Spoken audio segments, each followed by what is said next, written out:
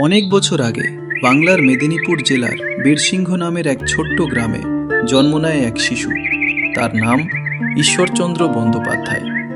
কে জানত এই ছেলেটিই একদিন হয়ে উঠবে বিদ্যাসাগর, শিক্ষার আলো জ্বালানো এক মহান মানুষ। বাবা ঈশ্বর, আজও স্কুলে যাবি তো? পথ অনেক দূর। যত দূরই হোক মা, আমি পড়তে যাব। একদিন তোমাকে গর্বিত করব। দারিদ্র তাকে থামাতে পারেনি। দিনে কাদা মাটির পথ, রাতে কুপি বাতির আলোয় পড়াশোনা, এভাবেই চলত তার জীবন। ঈশ্বর, তুই তো সব সময় সবার আগে আসিস, কেমন করে এত পড়াশোনা করিস? গুরুজি, আলো কম হলে মনোযোগ বেশি থাকে। কিছুদিনের মধ্যেই তার মেধার জোরে তিনি কলকাতার সংস্কৃত কলেজে ভর্তি হলেন। শিক্ষা মানে শুধু বই নয়, শিক্ষা মানে মানুষ হওয়া।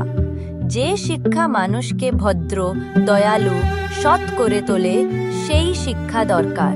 এই ছেলেটা তো দারিদ্র পরিবার থেকে এসেছে, তবু সবার চেয়ে এগিয়ে। তার অসাধারণ মেধা দেখে সবাই অবাক। মাত্র একদিনে তিনি ইংরেজি, সংস্কৃত, বাংলা সব ভাষায় পারদর্শী হয়ে উঠেছিলেন। তখনই তাকে বলা হয় বিদ্যাসাগর, অর্থাৎ বিদ্যার সমুদ্র। তারপর কয়েক বছর পর তিনি গ্রামেতে একটা স্কুল খুলেছে, মেয়েদের ক্লাস চলছে। এক গ্রামবাসী: বাবু, মেয়েদের পড়াশোনা কেন? ওদের তো সংসার সামলানোই কাজ। না দাদা, শিক্ষা কারো শত্রু নয়। যে সমাজ মেয়েদের পিছিয়ে রাখে, সে সমাজ এগোতে পারে না।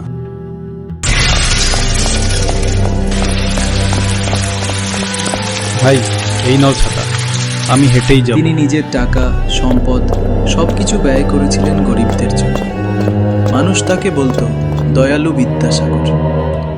সে সময় সমাজে বিধবাদের জীবন ছিল অন্ধকারে ভরা।